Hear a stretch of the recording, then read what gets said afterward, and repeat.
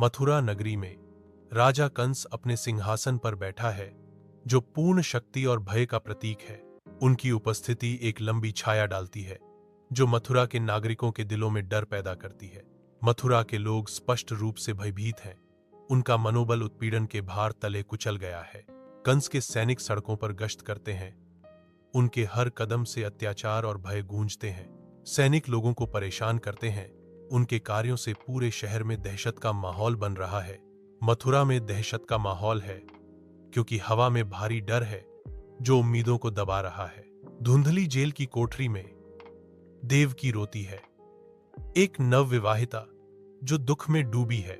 वासुदेव उसके बगल में घुटने टेकते हैं, ठंडी पत्थर की दीवारों के खिलाफ सांत्वना प्रदान करते हैं। एक दिव्य आवाज कारागार में गूंजती है, देवकी के भाग्य को सील करती है।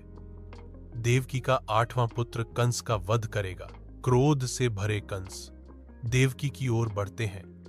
उनकी आंखों में हत्या का इरादा जल रहा है।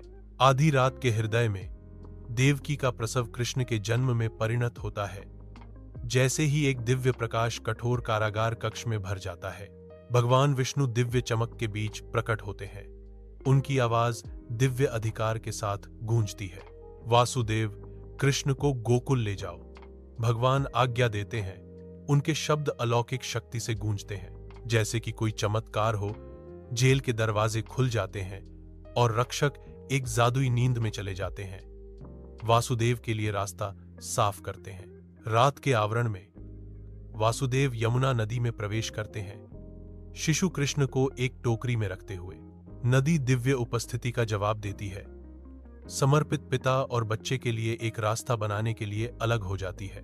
हर कदम के साथ वासुदेव गोकुल की ओर बढ़ता है। नदी की सतह ऊपर के तारों से जगमगाते आकाश को दर्शाती है। शिशु कृष्ण शांति से सोते हैं। उन्हें अपने चारों ओर हो रही चमत्कारी यात्रा का एहसास नहीं है।